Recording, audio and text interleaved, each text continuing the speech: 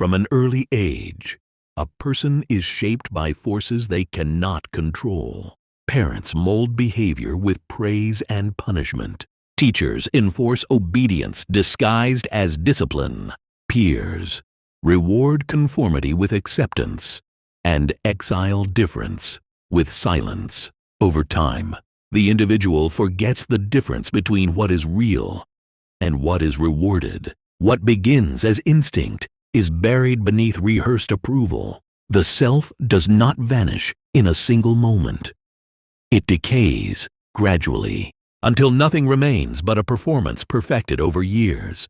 You don't even realize you're dead. Not at first. You smile, nod, and play your roles. But something feels off. The things you say don't sound like you. The emotions you express feel staged. Every day you bend just a little more to fit what they want. And with every adjustment, your real self fades. You tell yourself, it's survival, but the truth is colder. It's submission. You're praised for being easy to manage. You're called kind when you ignore your anger. You're told you're mature when you suppress what scares others. And you accept it because approval is addicting. But inside, something is rotting. That quiet sense of unease, it's the scent of your own decay. As Machiavelli warned, "He who becomes master of himself gains mastery over the world." But most give up that battle before it begins. You stopped trusting your reactions. You feel disgust, but you hide it. You feel attraction, but you censor it. You feel rage, but you smile instead. Over time, the signals your body sends become noise. You learn to ignore the warning bells until you don't hear them at all. This is the first death, when your instincts go silent. Not because they're wrong, but because the world taught you to fear them. You thought you were being good, polite, professional, controlled. But that control was purchased by amputating parts of yourself you didn't notice at the time. They never ask you to surrender all at once, just a little here, a little there, until you wake up one day and realize you're playing a character and you forgot the original script. And this is why most people never find themselves. Because to find yourself, you must first admit that you're missing, that the person smiling in photos and laughing at dinner parties is a shell built for survival, not truth. You must confront the terrifying possibility that your entire life has been a well-rehearsed lie. That's why people avoid silence, avoid stillness, because in that silence, the lie echoes loudest. But silence is where the real self speaks again, not in the noise of performance, but in the tension of contradiction. You get flashes of it in the things you hate but pretend to love, in the moments of rage you suppress, in the secrets you keep from everyone. These aren't flaws, they're signals, the voice of the forgotten self trying to wake you. Power begins there, not by building something new, but by digging up what was buried. Begin with this. What disgusts you that others tolerate? What excites you that others shame? What truth do you hide even from yourself? Trace those fractures. At the bottom of each one is a part of you that never died. It just went quiet, and the moment you hear it again, that's the moment life begins. Social systems are designed not to liberate, but to contain. From childhood, every institution, family, education, religion, employment is calibrated to reward conformity and punish deviation. Dominance is pathologized. Strength is labeled aggression. Silence is praised as maturity. Over time, the wild edge of instinct is dulled into politeness. The more predictable a person becomes, the safer they are to manage. And so, power is not lost. It is trained out. They didn't just condition your behavior. They rewired your instincts. You began to flinch at your own intensity. You learned to mask confidence as humility, to smile when you wanted silence, to yield even when your gut screamed no. Every time you hesitated to assert yourself, it felt like virtue, but it wasn't.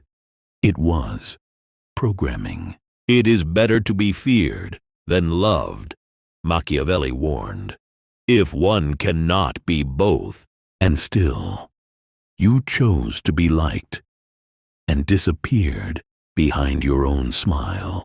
You started shrinking yourself out of habit. At first, you lowered your voice to avoid conflict. Then you spoke softly, so others wouldn't feel small. Eventually, you forgot how to speak with force at all. Now, you nod when you disagree. You apologize for breathing too loud. You let weaker people interrupt your thoughts and call it kindness. But politeness without boundary is not grace. It is self-erasure in slow motion. They taught you to fear the discomfort of others. You avoided eye contact because it felt invasive. You held back truth because it felt unkind.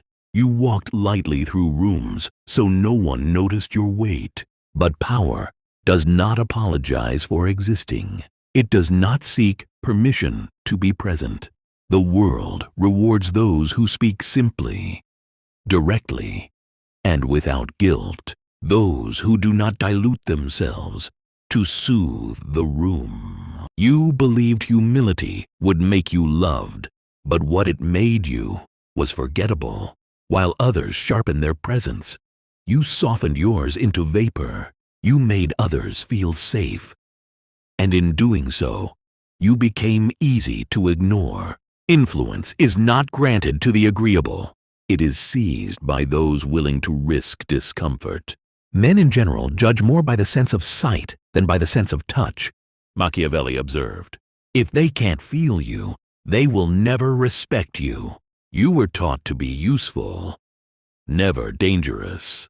You followed the rules, filled the forms, smiled on command, and wondered why power never came. But the game was never about fairness. It was about force. The world does not yield to goodness. It yields to presence. And presence begins when you stop softening your edge just to be accepted. You were not born to serve comfort. You were built to create consequence. The human identity is a reflection, not a fact. It forms in the eyes of others.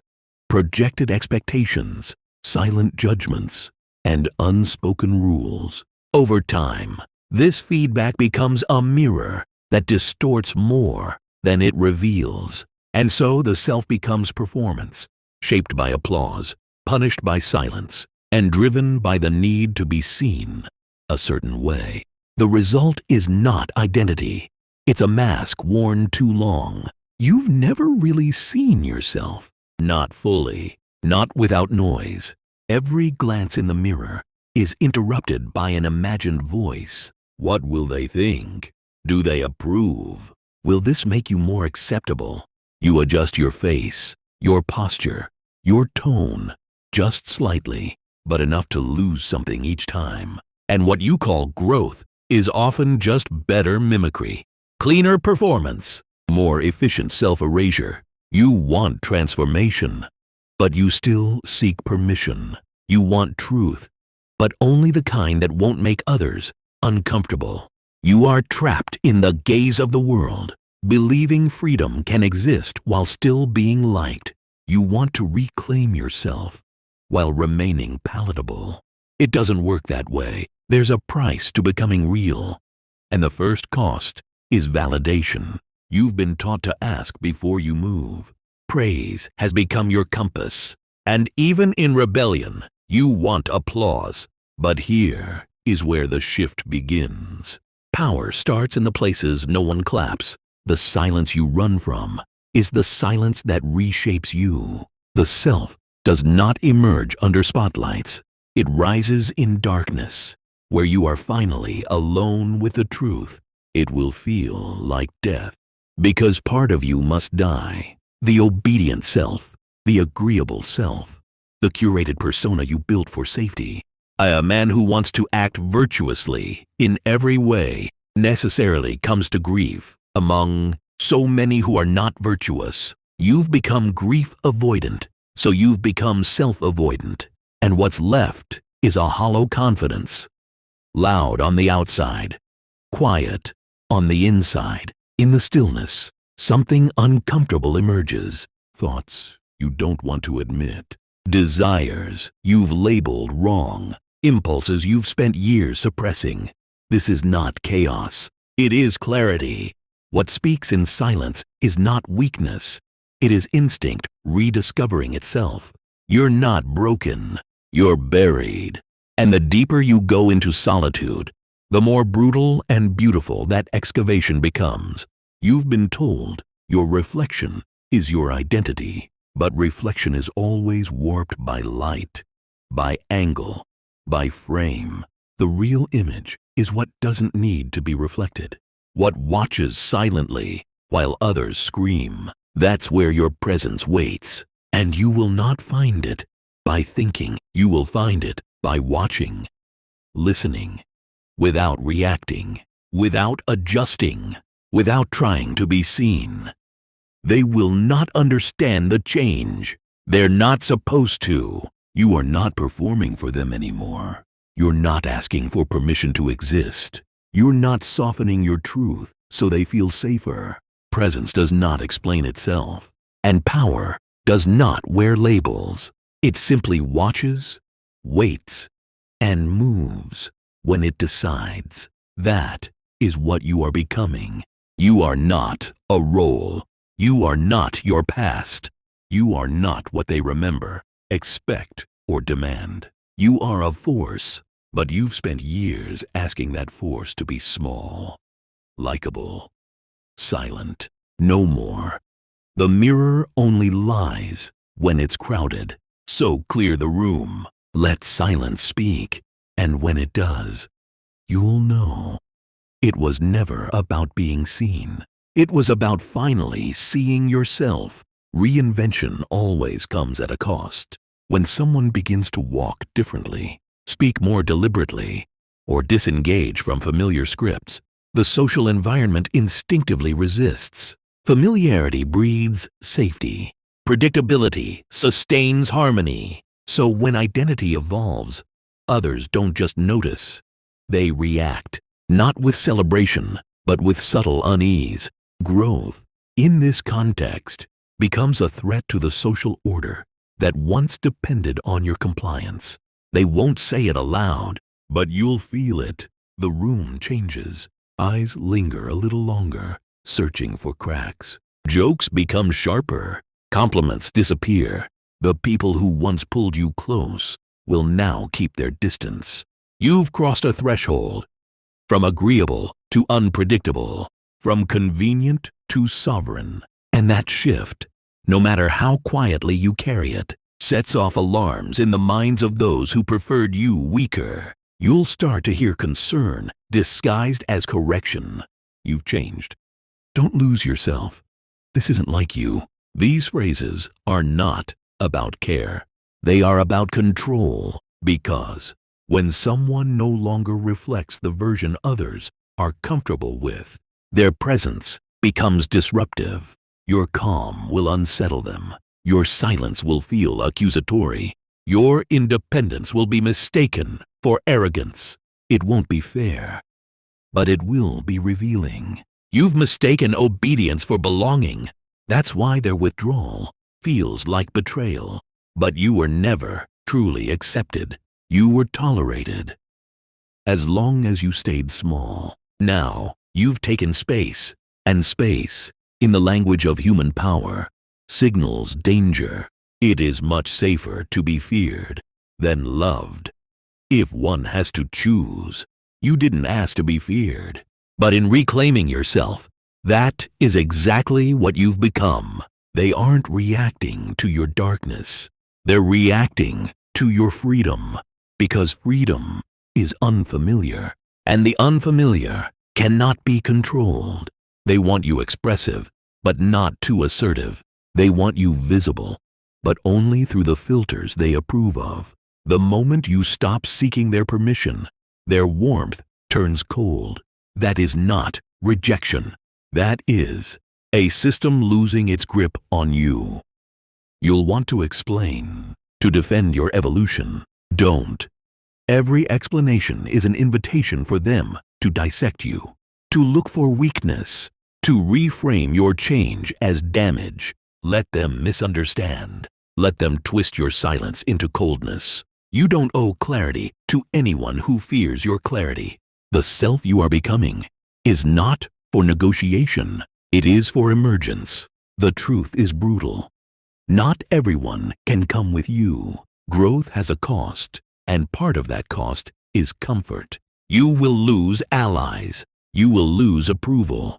But what you gain is sharper. A sense of self that cannot be bought or bent. You don't need their applause. You need distance. Because in that distance, your edges become visible, and those who can't handle your shape will fall away. You're not difficult. You're defined, and in a world that survives on blurred lines, definition looks like danger. They will call you cold, detached, harsh. But that's only because your softness once made them strong. Now, your strength makes them shrink. That is not your burden to carry. That is their reflection to face. This is the final truth. The self you reclaim will not be universally loved, but it will be respected. In silence, in distance, in discomfort. And in the end, respect carves deeper than affection. It holds. It warns. It lasts. Most people confuse presence with performance. They chase attention through noise, mistaking volume for influence. But power doesn't announce itself.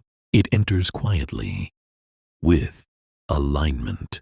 When the internal state is calm, the external world bends without force. Precision, not pressure, creates psychological weight. And in that stillness, others feel something they can't name, only respond to. Fear, deference, a strange and involuntary respect. You've been loud because you've been uncertain. You've filled space to avoid being questioned. The over-explaining, the gestures, the constant effort. It was all armor. But now, that armor feels unnecessary. Because once you find yourself, the need to be seen fades. You no longer chase confirmation. You embody clarity, and that embodiment shifts everything. People no longer listen because you're insistent. They listen because you say less. Silence isn't emptiness. It's pressure. It creates room for discomfort. And in that discomfort, people reveal themselves. Your stillness becomes a mirror, and most can't stand their own reflection. They will speak more to fill the silence. They will fidget.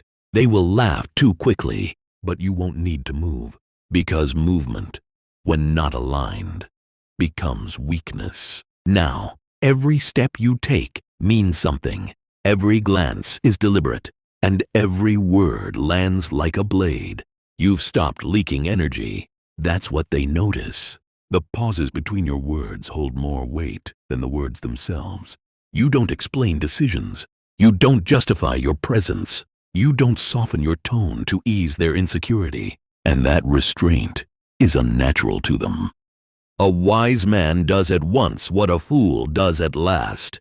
You've stopped scrambling. You've started executing. Quietly, sharply, without apology. They'll accuse you of arrogance, of being distant. But that's because you've withdrawn your performance. You no longer beg for understanding. You don't dilute your truth for comfort. Your gestures are clean. Your gaze is unbroken. Your speech is slow. And in a world addicted to chaos, your calm becomes terrifying. They want to know what you're thinking, but you give them nothing. Because nothing unsettles more than precision without explanation. There's a violence in self-possession, not the kind that strikes, but the kind that refuses to flinch. You'll find people backing down without realizing why. Arguments die before they start. Rooms quiet when you enter. Not because you demand it, but because you've become unshakable. Your inner alignment no longer bends to the expectations of noise. You radiate without reaching, and in doing so, you change the rules of interaction. You don't need to raise your voice. You've become the weight in the room. You've stopped offering context. You've stopped filling silences. Every move is calculated. Every absence is strategic. Every response is measured. The less you reveal, the more they project. The more they project, the more power you hold. That is the architecture of psychological presence. Not charisma, not charm, but cold alignment with the self. This is what they'll never teach you. The most powerful people aren't loud. They're precise. And that precision is what disturbs the performance-driven world. When your movements are minimal, they seem intentional. When your speech is rare, it seems wise. You become the exception, and exceptions are not ignored. They're studied, imitated, feared. Presence doesn't shout, it resonates. And when you learn to stop performing, your stillness will speak louder than anything you've ever said. Transformation isolates. Once someone detaches from their conditioned self, the world around them begins to react, not with celebration, but with confusion, resistance, and subtle sabotage. Familiar voices grow suspicious. Former allies become emotional liabilities. Growth, once theoretical, becomes threatening. And the most common response to a person who evolves is an unconscious campaign to pull them back into the version they were easier to understand and easier to control. They'll say you've changed, but they won't say why it bothers them. They'll call it distance, coldness, even selfishness. But what they mean is, you no longer bend. You've stopped softening your voice for their comfort. You've stopped saying yes just to avoid conflict. That obedience they mistook for kindness is gone. Now, every interaction feels like a negotiation they can't win. And instead of facing their own stagnation, they'll accuse you of betrayal. Guilt is their first weapon. They'll remind you of who you were. They'll twist your growth into abandonment. They'll speak in nostalgic tones, not to honor your past, but to trap you in it. The subtext is simple: regress, or you've lost your humanity. But what they're really saying is, come back to the version of you that made them feel superior. And when guilt fails, they'll pivot to charm. Flattery comes next, and it's just as dangerous. They'll say you're impressive, that you're intimidating now, that others are afraid of how direct you've become. But buried inside that praise is a question. Can't you tone it down? Can't you be powerful, but still a little more manageable? Don't fall for it. The first method for estimating the intelligence of a ruler is to look at the men he has around him, and you'll see. The ones who cling to your old self never grew beside you. You'll be called arrogant for enforcing your standards. You'll be called difficult for moving in silence. But understand, their discomfort is not your cue to explain. The more you justify your evolution, the more power you return to them. They don't need an explanation. They need distance. Cut without spectacle. Correct without apology. When someone tries to reintroduce the cage, don't argue. Pause, then disappear. They'll pretend not to understand your boundaries. They'll accidentally cross lines. They'll test if the new you is just a phase. Don't flinch. Growth only becomes real when it's enforced under pressure. The second you compromise to maintain a connection, you regress. It doesn't matter how long you've known them. It doesn't matter what they did for you before. The person trying to shrink you is an anchor, not an ally. They'll call your silence cruelty, but it's not. It's clarity, because now you speak less when disrespected. You offer no warnings, no reminders. You don't teach people how to treat you anymore. You leave when they don't. Your evolution is no longer open for debate. You don't seek validation. You don't argue identity. You don't ask for permission to become someone they can't manipulate. This is the war they never mention. The war after the breakthrough. It's not about finding yourself. It's about keeping yourself, about protecting that clarity when the world tries to drown it in sentiment.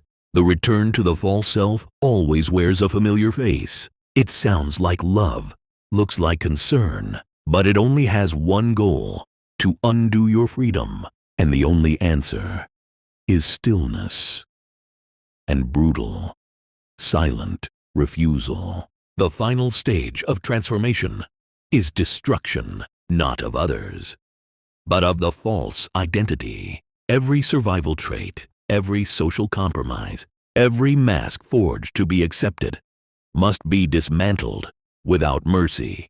The illusion of the self that kept the peace was never real. It was a defense mechanism designed by fear, and fear cannot build a life. It only delays the inevitable collapse. You can't be reborn while clinging to the corpse. The part of you that wants to soften the transition, that's the part that still wants permission. That old voice, trembling in the background, whispering that maybe you can still be liked while becoming powerful. It's a lie. Rebirth is not gentle. It's violent. It doesn't ask the world to understand. It doesn't mourn who you were. It buries the body, then burns the map. Sentiment is the enemy now. The softer you move, the more they'll believe nothing has changed. They'll wait for the mask to slip, and if it doesn't, they'll try to remove it. That's why your transformation must not be subtle. It must be jarring. One must be a fox to recognize traps and a lion to frighten wolves. You've already seen the traps. Now you become the fear that stops them from setting more. To walk as your real self is to walk alone, at least for a time. And that solitude will sting, because you're shedding attachments that once defined your safety. But understand this: what you're feeling is not abandonment, it's detachment. You are disconnecting from a system that fed on your compliance. And now, every silence you endure becomes a weapon. Every step without validation becomes proof that you've severed the leash. You must kill the version of yourself that craved approval, the one that smiled to be liked, the one that shrank so others could feel tall. That version was never you. It was a hostage trained to appease its captors. Don't evolve. Transform. Change your rhythm. Speak less. Say nothing you don't mean. If the people around you aren't confused or intimidated, then you haven't changed enough. They'll feel it before they understand it. They'll say something's different. And they'll be right, because now you move like a man with nothing left to lose. You look through people. You walk slower. You answer only when necessary, not to be rude, but because you've realized not everyone deserves access to the voice you killed your old self to find. You owe that old version nothing. No apology, no goodbye, no memorial. He served his purpose. Survival. But survival is no longer enough. Now you choose power. Now you choose clarity. That former self, the people pleaser, the over-explainer, the soft-eyed mask wearer. He doesn't get a second chance. He dies here, and the one who replaces him answers to no one. This is how real life begins. Not with hope, not with a dream, but with blood on your hands and silence in your heart, because the world only respects what it fears, and it only fears what it cannot control. Walk through the storm, say nothing, burn everything behind you. That's not cruelty. That's clarity, the kind of clarity that ends the old life and gives birth to the real one.